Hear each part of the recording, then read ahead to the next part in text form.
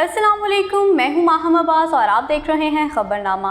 Viewers, दुनिया भर में क्या चल रहा है, कहां क्या सियासी खिचड़ी पक रही है और पाकिस्तान को किससे क्या फ़ायदा हो रहा है, सब जानते हैं सीनियर एंकर उसामा गाजी से। बहुत शुक्रिया उसामा गाजी साहब।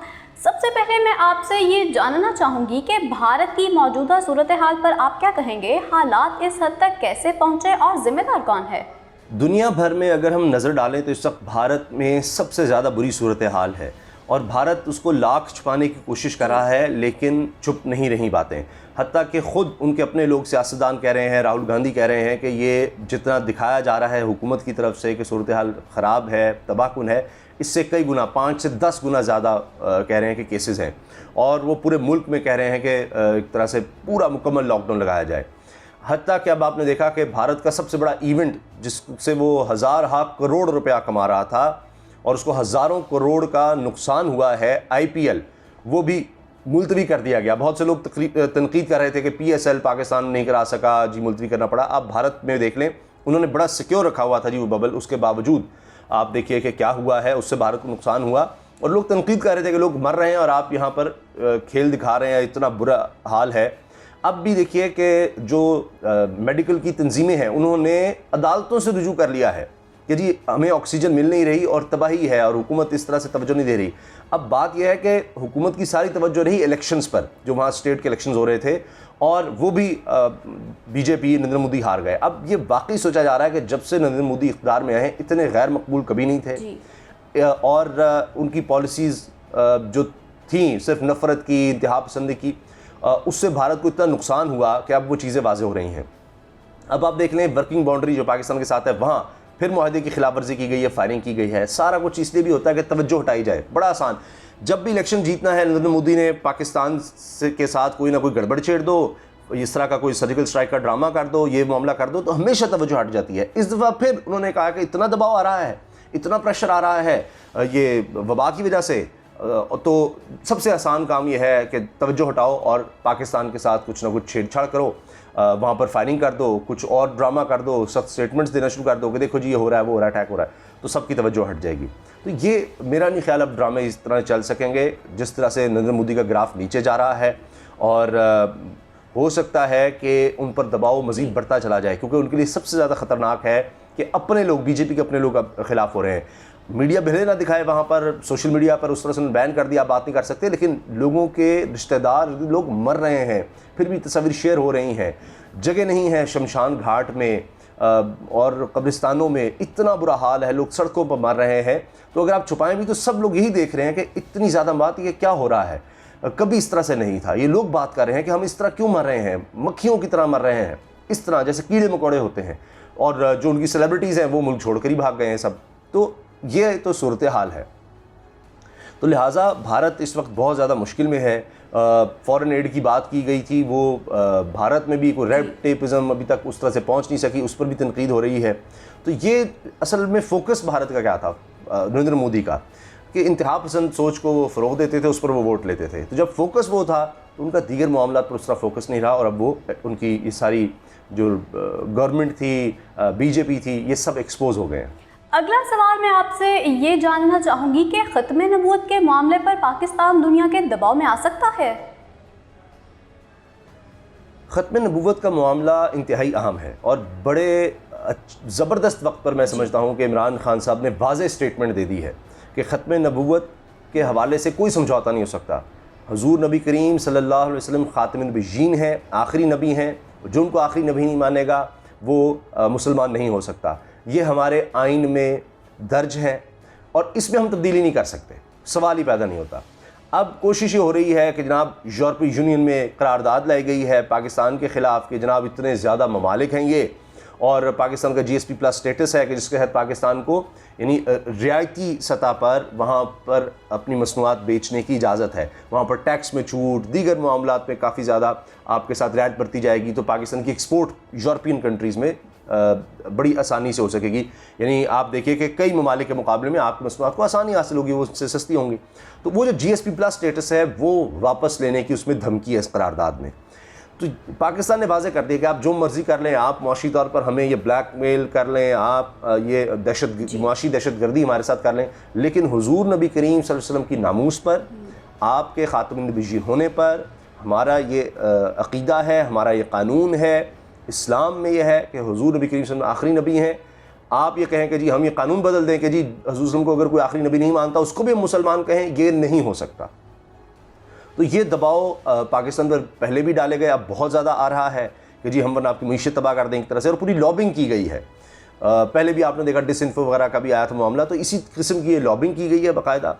और कि जी ये पाकिस्तान में तो गैर मुस्लिमों पर बड़ा जुल्म होता है जी, ये नमूस रिसालत पर बड़ा तशद्दुद हो जाता है, ये है वो है, इस तरह के बहाने बनाकर। लेकिन इसमें अहम बात यह है कि पाकिस्तान की तरफ से तो इमरान खान साहब ने बड़ी वाज़ेह स्टेटमेंट दे दी, लेकिन अहम चीज़ ये है कि जिस तरह से उन्होंने OIC के सुफरा से मुलाकात की है, अभी वो सऊदी अरब जा रहे हैं, तो ये दीगर ममालिक को भी पाकिस्तान के साथ आवाज़ उठानी होगी।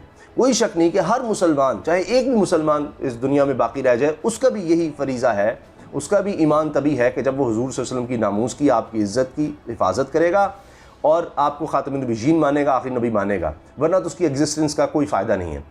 तो हमने तो करना है, पाकिस्तान का फ़र्ज़ है, मैंने जिस तरह से किया एक भी मुसलमान हो, लेकिन जब तक बाकी इस्लामी ममालिक इसी तरह से आवाज़ नहीं उठाएंगे तब तक वो इम्पैक्ट नहीं आएगा। तो इसलिए इमरान खान साहब ने तमाम सफ़ीरों को बुलाकर भी OIC के 30 गालिबन बुलाए, उनसे बात की है। तो ये दूसरे ममालिक को भी इस पर गैरत दिखानी चाहिए, और अगर मिलकर ये यूरोपियन यूनियन पर दबाव डालें तो बहुत बेहतर इंशाल्लाह रिज़ल्ट आएंगे। और मुझे उम्मीद है कि पाकिस्तान ये केस वैसे भी इंशाल्लाह अपना बेहतर तरीके से पेश करने में कामयाब होगा कि हमारा इंटरनल मामला है। अगर आप ख़ित्ते में देखें, कई ममालिक से मुवाजना करें, तो पाकिस्तान में तो सबसे ज़्यादा मैं समझता हूँ अक़लियतें महफूज हैं, ऐसी बात नहीं है। तो ये प्रोपेगेंडा भी किया जाता है। अच्छा सर, ये बताइएगा कि बशीर मेमन वाले मामले का क्या बना? वज़ीर-ए-आज़म इमरान खान को अब भी कुछ नुकसान हो सकता है? बशीर मेमन साहब वाला मामला तो ख़ुद ही अपनी मौत आप मर गया। वो बड़ा उठाया गया था, मीडिया में बहुत ज़्यादा आया, और नून लीग की तरफ से भी इसको बहुत बनाया गया कि जी ये तो अब इमरान खान मुस्ताफ़ी हो जाएँ, ये तो इनके ख़िलाफ़ एक पूरा रेफरेंस आ जाएगा, और ये तो गए और इस पर एक्शन लेना चाहिए, सुमोटो लेना चाहिए कि जी काजी फ़ाइसा के ख़िलाफ़ केस बनाने का इमरान खान ने कहा। बशीर मेमन के ये इंटरव्यू और बड़े टाइम पर आया इंटरव्यू, जैसे ही फैसला आया काजी फ़ाइसा साहब के कि जी सारे केसेस उनके ख़त्म हैं, मनी ट्रेल दे ना दें कोई मसला नहीं। तो उसके बाद ये बशीर मेमन का इंटरव्यू आ जाता है, उसमें ये इल्ज़ाम आ जाता है कि सारा कुछ इमरान खान ने किया, इमरान खान कहते रहे केसेस बनाने के लिए सब कुछ।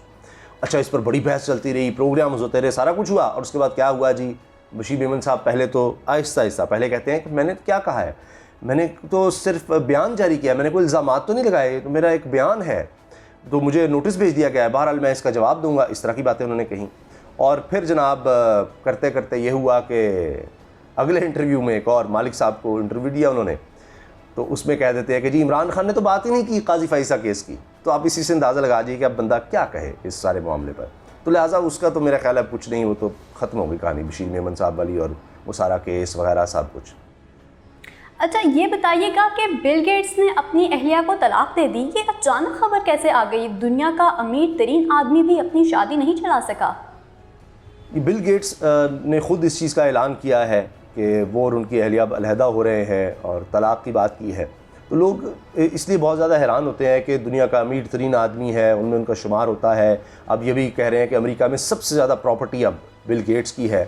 तो उनकी अहलिया जिनके नाम पर उन्होंने ट्रस्ट भी बनाया, बहुत अच्छे तरीके से चीज़ों को आगे लेकर बढ़ रहे थे, तो लोगों के लिए शॉकिंग है कि अचानक इनमें तलाक़ क्यों हो गई, ये क्या हो गया है। 27 साल से इकट्ठे थे, तो इससे बहुत से लोग अपने तबसरे कर रहे हैं।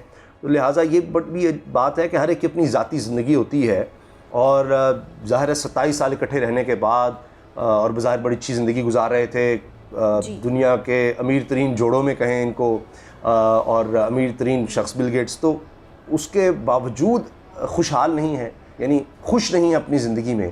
तो ये एक सोचने की बात है कि अमीर तरीन होने से ये नहीं हो जाता कि आप अपनी ज़ाती ज़िंदगी में भी खुश हों। तो ज़ाती ज़िंदगी में खुश होने के लिए सिर्फ दौलत, पैसा, शोहरत, ये सब चीज़ें अहम नहीं होती, और इनसे आप अपनी ज़ाती ज़िंदगी में सुकून नहीं ख़रीद सकते।